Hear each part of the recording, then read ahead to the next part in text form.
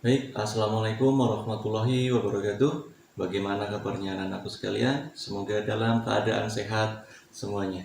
Kemudian tetap patuhi protokol kesehatan dengan melakukan 4M, yaitu yang pertama dengan mencuci tangan ya dengan sabun, kemudian memakai masker, kemudian menjauhi kerumunan serta menjaga jarak. Kemudian pada kesempatan kali ini kita akan kembali lagi belajar untuk mata pelajaran penerapan produk dengan materi elemen produk fashion. Kemudian indikator pada mata pelajaran kita di kesempatan kali ini yaitu menyeleksi elemen produk fashion. Kemudian tujuan pembelajaran kita pada kesempatan kali ini yaitu menerapkan produk fashion. Kemudian yang kedua menganalisis warna kain, kemudian yang ketiga menganalisis bahan dasar kain.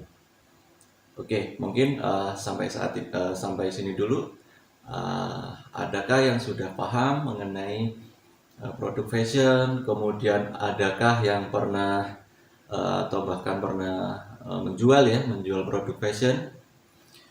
Baik, oleh sebab itu ya kita sebagai calon wirausahawan ya kan, kemudian calon karyawan di sebuah toko retail ya, maka kita harus memahami dengan produk fashion itu sendiri, baik itu nanti ya bahan dasar dari kain itu sendiri, kemudian nama kain itu sendiri, kemudian kegunaan dari pakaian itu sendiri ya atau fashion itu sendiri. Oke, jadi itu makanya kita harus memahaminya. Baik, langsung saja kita langsung masuk ke pembahasan ya. Yang pertama yaitu materi pokok ya di kesempatan kita kali ini, yaitu sebuah produk ya itu mengandung produk yang mengandung unsur style ya, atau gaya dan mengalami perubahan mengikuti tren. Kemudian elemen produk fashion itu yang harus diperhatikan apa saja sih? Elemen produk fashion itu apa saja sih? Oke, yang pertama itu adalah jenis kain tekstil. Oke, itu ya jenisnya ya. Yang jenis kain tekstil itu yang pertama itu adalah animal tekstil. Umumnya berasal dari rambut ya hewan. Jadi animal tekstil umumnya itu berasal dari rambut, bulu ya, dan serat kulit binatang. Nah, contohnya apa? Contohnya itu adalah wool dan sutra. Kemudian yang B yaitu plant tekstil. Kemudian apa sih plant tekstil itu? Ya, berbahan dari apa?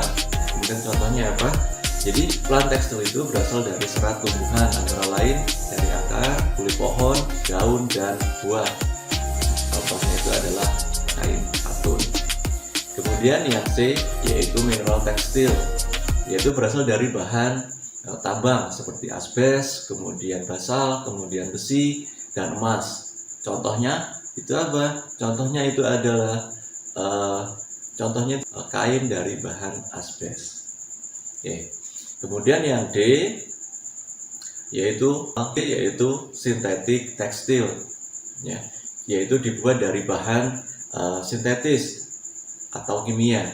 Nah, contohnya apa? Contohnya itu adalah polyester ya. Contohnya itu adalah polyester dari serat sintetis. Yang kedua ya, lanjut ke materi yang kedua yaitu nama kain. Nama kain yang pertama itu adalah mori. Poin A itu adalah mori. Kain mori itu cocok untuk bahan batik kelas ya, untuk batik. Kain mori prima cocok untuk bahan batik spray. Kain mori primis itu dan lawn ya cocok untuk batik menengah ke atas. Ya, maksudnya untuk kalangannya ya, untuk jenis kalangan ekonominya. Ekonomi konsumen di sini yang dimaksud ya. Kemudian yang B yaitu denim. Itu merupakan bahan baku pembuatan celana jeans ya. Mungkin yang kalian pernah pakai jenis celana ini berbahan dasar dari nama kainnya itu adalah denim. Oke ya. Jadi kemudian yang C ya, nama kain yang C itu adalah linen. Memiliki tekstur yang lembut dan efek sejuk saat digunakan, sehingga cocok untuk wilayah tropis ya, seperti di wilayah kita, yaitu khususnya yaitu di Indonesia. Kemudian yang D, tetoron katun ya.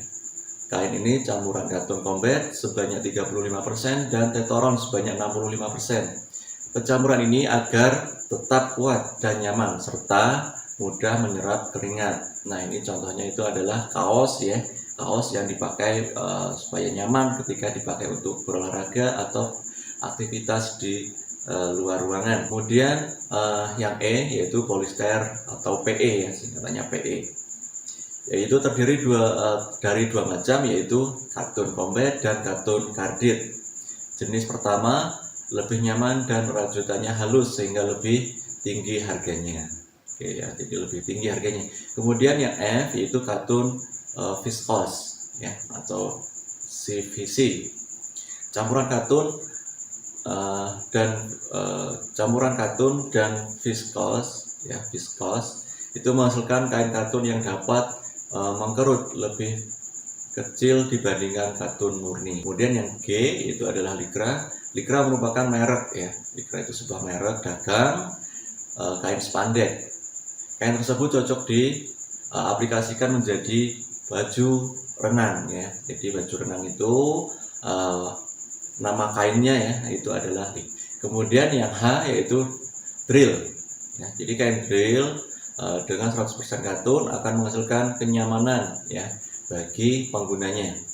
Khusus untuk jaket ya, katun akan dicampur tetoron atau polyester ya, yang sebelumnya kita pelajari. Kemudian yang kemudian menjadi kain bernama kain TC drill. Ini biasanya dipakai untuk baju tentara ya, baju polisi. Jadi supaya nyaman karena bahannya itu tebal. Kemudian yang berikutnya yang poin I yaitu parasut. Jadi parasut itu benar sekali ya. Jadi parasut itu biasanya dipakai untuk pakaian jenis jaket ya. Kenapa memakai parasut? Karena parasut ini tahan terhadap air, jadi nggak tembus gitu loh ya, nggak tembus ketika terkena air, sehingga penggunanya masih merasa nyaman walau dalam keadaan kehujanan. Kemudian yang J yaitu aslan ya. Aslan adalah kain berbahan nilon yang lebih dikenal sebagai nilon Tyson ya. Jadi ini sama ya, masih dipakai untuk pakaian jenis jaket ya, tetapi beda ya, beda dengan parasut tadi. Kemudian yang K, poin K yaitu adalah dobi, adalah kain murni katun atau campuran dengan permukaan ya. Kemudian perajin batik biasa menggunakan untuk segmen menengah ke atas. Oke, jadi jenis ini, dobi ini digunakan untuk bahan dasar dari pakaian jenis batik. Kemudian materi kita yang ketiga ya, yaitu warna kain. Dalam produk fashion, gaya atau style, desain atau model, warna merupakan satuan tidak dapat dipisahkan. Tren warna dalam kurun waktu tertentu memiliki pengaruh terhadap style suatu produk, gitu ya. Jadi maksudnya setiap perkembangan zaman, setiap kurun waktu yang berbeda, itu gaya atau tren dari masyarakat dalam berpakaian ya itu berubah-ubah ya, mengikuti tren yang sedang ada di masa itu. Oke, kemudian yang warna ya, warna yang pertama itu adalah warna netral, adalah warna-warna yang tidak lagi memiliki kemurnian warna atau bukan merupakan warna primer maupun sekunder, gitu ya. Warna tersebut dihasilkan dari campuran ketiga komponen warna sekaligus, tetapi tidak dalam komposisi yang sama, jadi komposisinya berbeda. Kemudian warna netral yaitu warna dasar antara lain warna merah, biru, kuning. Dengan mencampurkan warna ini akan menghasilkan sebagai warna primer, gitu ya. Kemudian warna sekunder itu yaitu warna oranye, hijau, dan ungu. Warna tersebut merupakan hasil campuran dari warna primer, Kemudian komposisi warna-warna sekunder adalah sebagai berikut.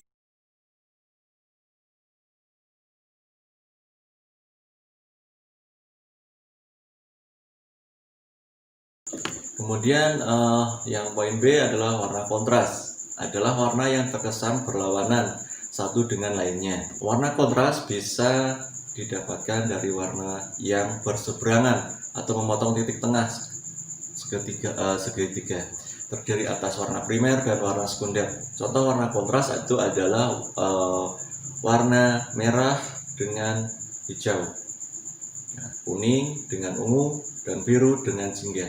Kemudian warna panas adalah kelompok warna dalam rentang setelah lingkaran di dalam lingkaran warna mulai dari merah, kemudian warna dingin atau cool color ya, adalah kelompok warna dalam rentang setengah lingkaran di dalam lingkaran warna mulai dari hijau hingga ungu. Warna ini menjadi simbol kelembutan, sejuk, dan itu ya materi dalam kegiatan pembelajaran kita di kesempatan kali ini.